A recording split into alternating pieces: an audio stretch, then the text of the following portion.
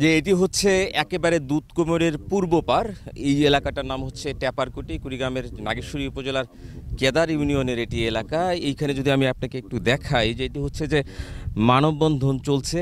মানববন্ধনের আয়োজন করেছে চর উন্নয়ন কমিটি, কচাকাটা থানার যে শাখা রয়েছে। মূলত জেলার যে চর উন্নয়ন কমিটি রয়েছে তারা কিন্তু বিভিন্ন কর্মসূচি পালন করছে, চর উন্নয়নের জন্য কাজ করছে। আজকে যে মানববন্ধনটি করছে সেটি হচ্ছে যে দুধকুমারের যে পূর্ব পাড় যে ভাঙছে, এখানে ট্যাপারকুটি সহ আশপাশের কয়েকটি এলাকা।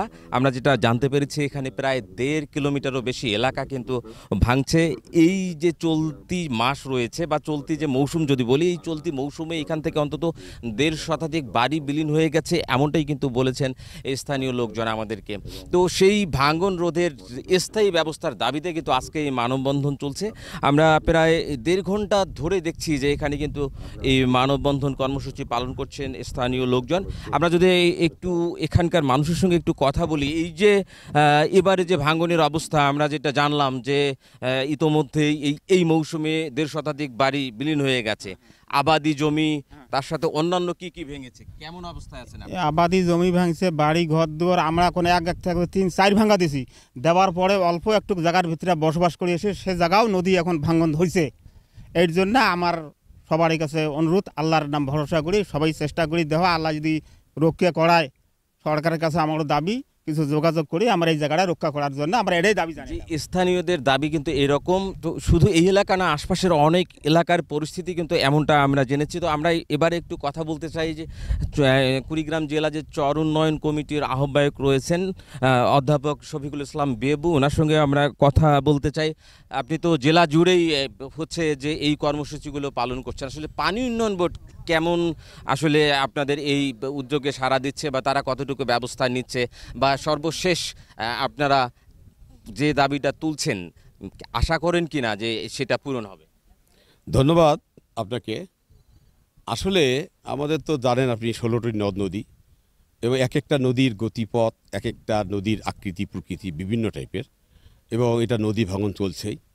তো আমার মতে যে তারা যে কাজগুলো করছে, আমার মনে হয় এই কাজগুলো আমার খুব একটা ভালো মনে হচ্ছে না, এবং এখানে আমি দুর্নীতির গন্ধ পাচ্ছি। তারপর যেগুলো কাজ আসতেছে সেগুলোও ভালো মতো হচ্ছে না, যার দরুন আমাদের ভাঙনটা তীব্র হচ্ছে। আর আমি মনে করি শুধু পানি উন্নয়ন বোর্ড তো এখানে নয়, এখানে বিআইডব্লিউ দিয়ে আবার নদী খনন করা বা অন্যান্য যে ডিপার্টমেন্টগুলো তাকে দিয়ে কিছু করা।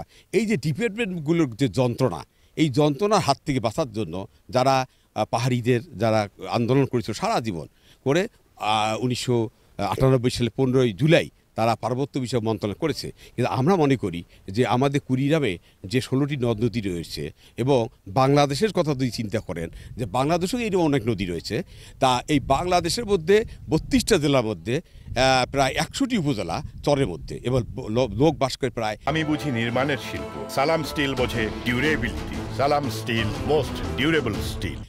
2 কোটি। তা আপনি ধরেন যে এই যে আমাদের যে কুড়িগ্রামের কথায় যদি বলি, 70.8% শুধু দরিদ্র, 53.2% হলো হতদরিদ্র। তারা রাতে সকালে কী খাবে জানে না, এবং 57% লোক আমরা বিভিন্ন রোগবালাই নিয়ে ঘুরে বেড়াই। এবং ইভেন এখানে যে মেয়েদের বাচ্চা প্রসব হয়, অর্থাৎ কম বয়সে, অর্থাৎ 5 পাস করার পর 6 তো 9, এই জন্য বিকলাঙ্গ যারা বাচ্চা প্রসব করে সেই সময় বাচ্চারাও বিকলাঙ্গ হয়, এবং এই প্রতিবন্ধী সংখ্যা 91,672 জন। তাহলে এটাও আপনি জানেন যে এই খরা, বন্যা বা বিভিন্ন কারণে আমাদের কুড়িগ্রামে যে মঙ্গা, সেই 74 সাল থেকে যখন 15 লাখ লোক মারা গিয়েছিল, তখন সিংহভাগ লোক কুড়িগ্রামে মারা গিয়েছিল। তো এইখানে আমাকে আজীবন কি এই মঙ্গা নিয়ে থাকবো?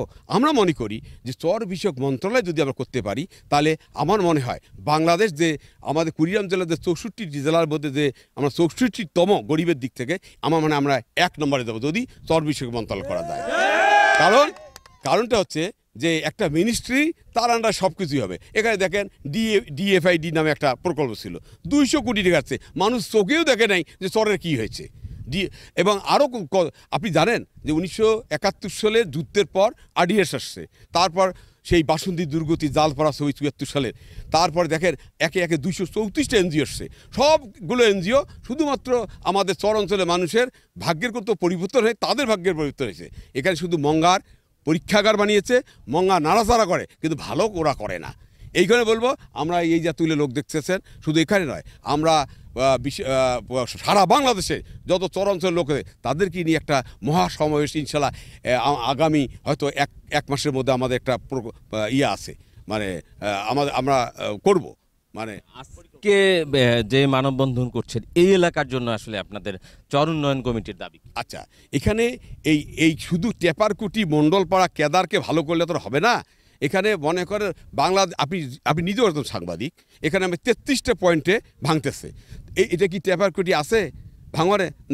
ওদেরকে লিস্ট নেই, ওরা জানেও না যে টেপারকুটি কোথায়, পানি উন্নয়ন বোর্ড জানেও না যে টেপারকুটি কোথায়, তারপরে ওই যে সুখের বাতি কোথায়, ওই যে মনে করেন গৌরবমণ্ডলে এক জায়গায় থাকে আর এক জায়গায় কোথায়, পশ্চিম ধনিরাম কোথায়, সারোডবের আপনার এই যে দাঁড়িয়ারপাড় কোথায়, এই বিদ্যানন্দের, তারপরে এগুলেন হচ্ছে কি এরা কোনোরকম করিয়া মানে করেন এগুলেন দেখায় এবং সরকারের কাছে যায়, টাকা নিয়ে আসে, শুধুমাত্র কন্ট্রাক্টর এবং ইঞ্জিনিয়ারদের লাভবান হইতে পারে, কিন্তু সাধারণ মানুষের কোনো লাভবান হয় বলে আমার মনে হয় না। এই কারণে বলবো যাই কিছু আসুক সেটা খোলাসা করতে হবে, কি আসতেছে, কারা করতেছে, সাইনবোর্ড থাকতে হবে, কি কাজ করতেছে, যেটুকু আসুক সেইটুকু সেইটার আমরা সঠিকভাবে যাতে হয়, এটা আমরা টেকসইভাবে যদি হয় সেইটা আমরা চিন্তা করি। আর এই টেপারকুটি যেটা বলতেছেন, এটা তো আমি মনে করি যে এটা এই মানুষের দাঁড়িয়েছে, একজন বললো 4 বার ভাঙছে, আমরা ঠিকানা বদল করতে চাই না। এই যে ভাঙন হচ্ছে, আমার মা কই যাবে, আমার বাবা কই যাবে, আমার বোন কই যাবে, আমার ভাই কই যাবে, আমার শৈশবের বন্ধু কোথায় যায় ভাঙনের পর? 4 বার তো ভাঙা দিয়ে ওনার জিজ্ঞেস করেন ওনার ভাই কোথায় আছে। অর্থাৎ আমরা ঠিকানা বদল করতে চাই না।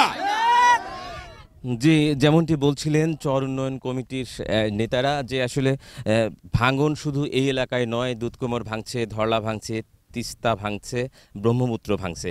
এই যে ভাঙন যে এলাকাগুলো রয়েছে, এই এলাকার কিছু এলাকায় স্থানীয় পানি উন্নয়ন বোর্ড কাজ করলেও সেই কাজগুলোতে দুর্নীতিতে ভরা, এমনটাই কিন্তু অভিযোগ তুলছেন চর উন্নয়ন কমিটির নেতারা। তো সব কিছু মিলে তারা যেটা বলছেন, তাদের যেটা দাবি যে জায়গাটা আজকে মানববন্ধন হচ্ছে এখানে স্থায়ী বাঁধ হবে, একই সাথে যে জায়গাগুলোতে পানি উন্নয়ন বোর্ডের কাজ চলমান রয়েছে সেই কাজগুলো যেন টেকসই হয় বা দুর্নীতিমুক্ত কাজ হয়, এমন দাবিও কিন্তু তোলা হচ্ছে আজকের এই মানববন্ধন থেকে।